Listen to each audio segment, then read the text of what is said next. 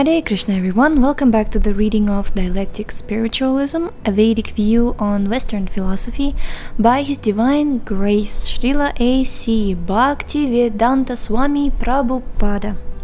Jai.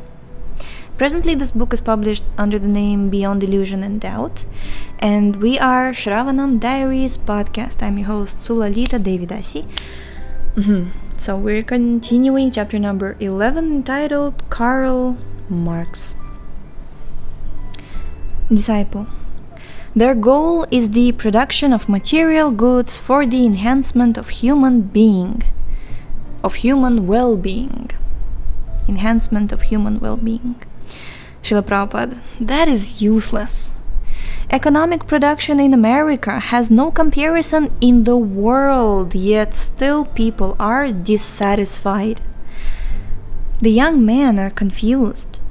It is nonsensical to think that simply by increasing production, everyone will become satisfied.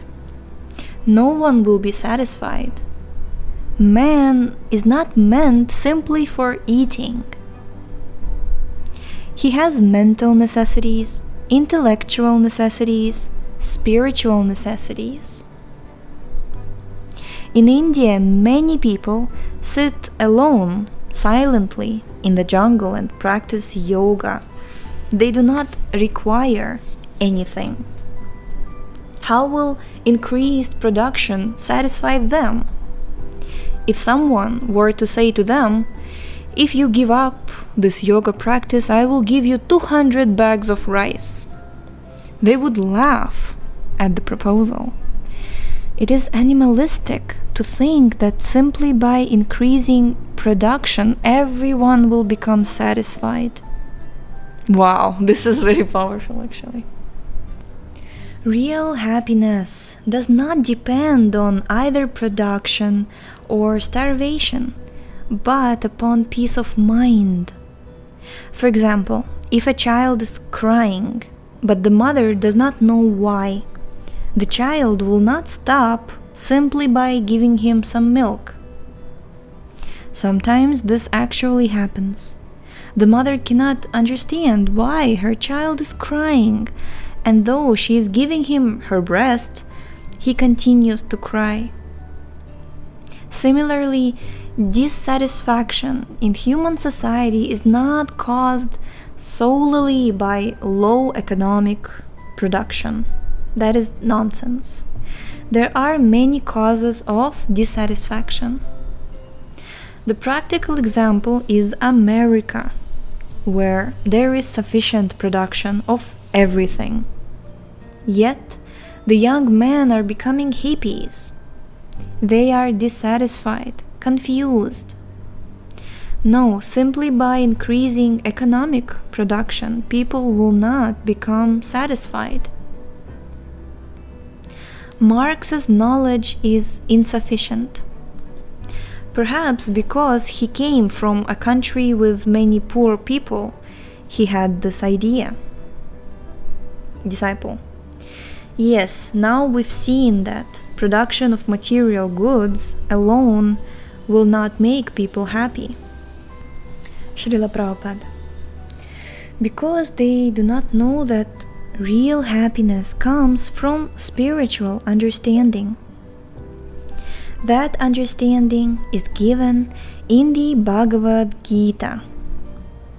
God is the supreme enjoyer, and He is the proprietor of everything. We are not actually enjoyers, we are all workers. These two things must be there, an enjoyer and a worker. For example, in our body, the stomach is the enjoyer, and all the other parts of the body are workers. So this system is natural. There must always be someone who is the enjoyer and someone who is the worker. It is present in the capitalist system also. In Russia, there is always conflict between the managers and the workers. The workers say, if this is a classless society, why is that man sitting comfortably and ordering us to work? The Russians have not been able to avoid this dilemma, and it cannot be avoided. There must be one class of men who are the directors or enjoyers, and another class of men who are the workers. Therefore, the only way to have a truly classless society is to find that method by which both the managers and the workers will feel equal happiness. For example, if the stomach is hungry and the eyes see some food, immediately the brain will say, "Oh, legs, please go there," and "hand, pick it up," and "now please put it into the mouth." Immediately the food goes into the stomach, and as soon as the stomach is satisfied, the eyes are satisfied, the legs are satisfied, and the hand is satisfied. Disciple: but Marx would use this as a perfect example of communism. Srila Prabhupada: but he has neglected to find out the real stomach. Disciple: his is the material stomach. Srila Prabhupada: but the material stomach is always hungry again. It can never be satisfied. Material stomach is always hungry again. It can never be satisfied. In the Krishna consciousness movement, we have the substance for feeding our brains, our minds, and our souls. Yasya prasadat bhagavat prasadam. If the spiritual master is satisfied, then Krishna is satisfied. And if Krishna is satisfied, then everyone is satisfied. Therefore, you are all trying to satisfy your spiritual master. Similarly, if the communist countries can come up with a dictator who, if satisfied, automatically gives satisfaction to all the people, then we will accept such a classless society. But this is impossible. A classless society is possible only when Krishna is in the center. For the satisfaction of Krishna, the intellectual can work in his own way, the administrator can work in his own way, the merchant can work in his own way, and the laborer can work in his own way.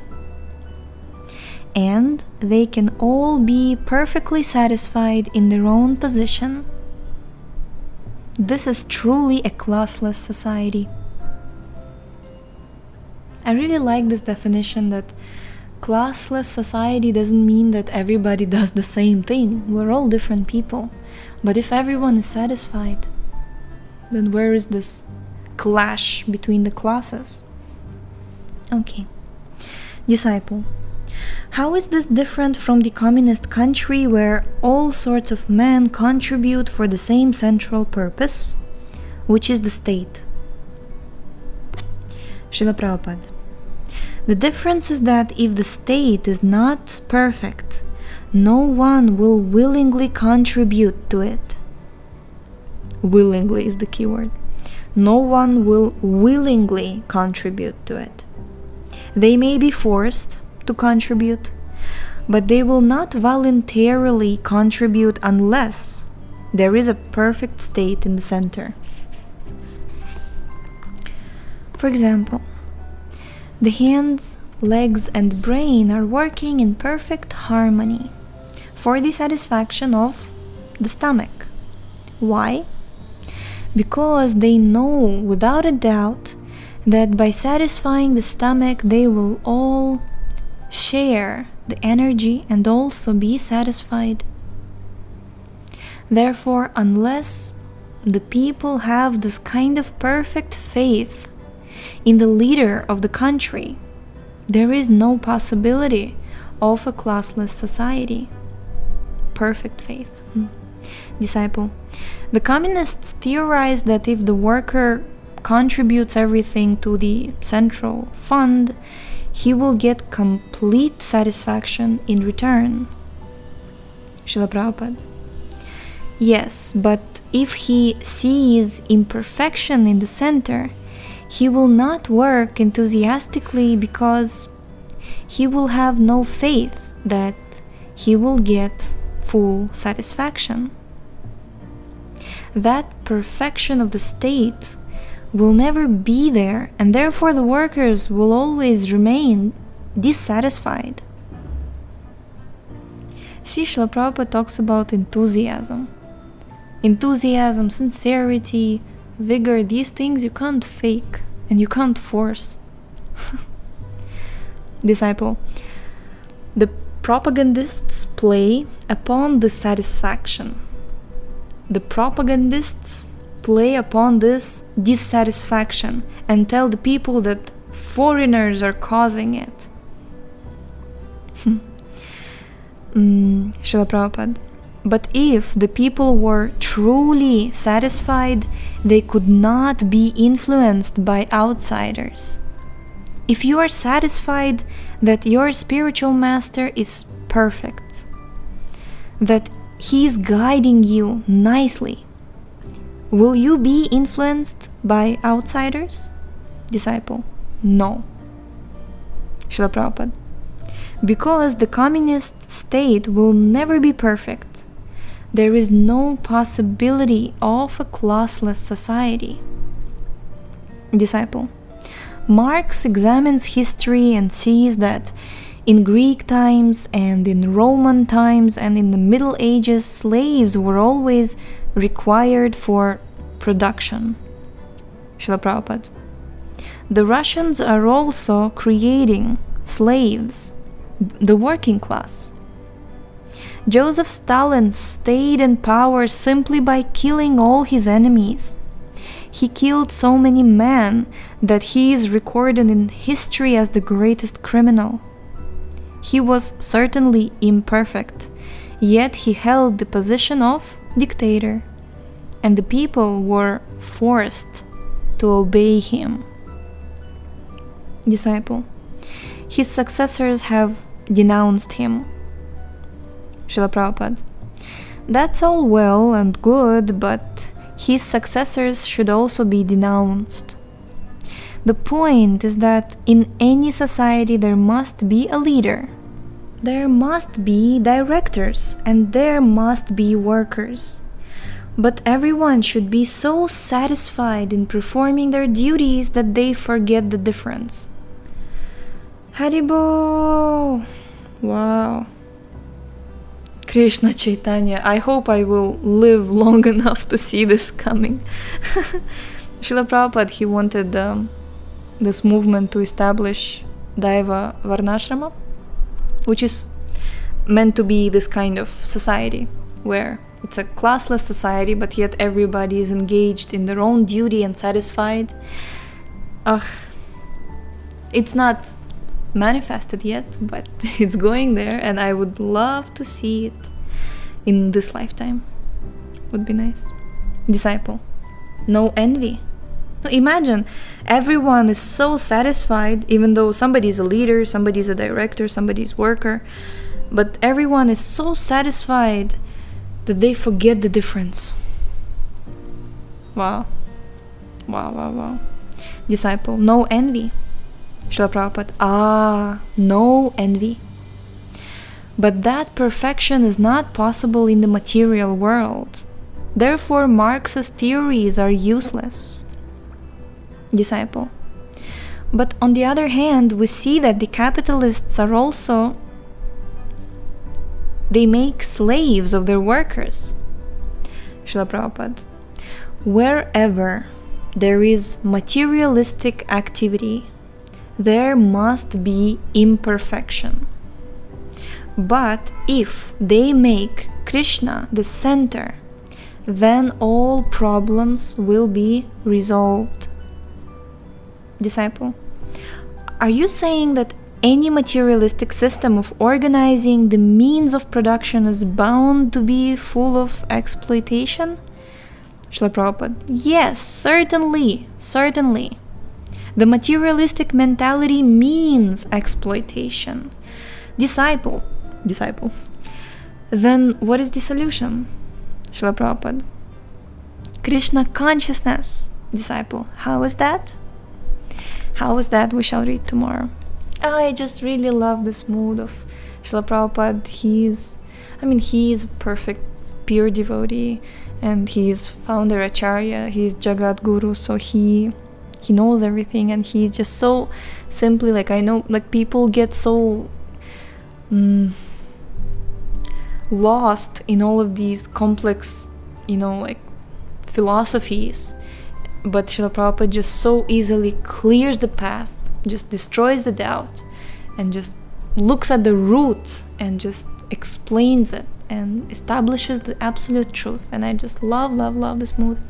So thank you so much for tuning in today.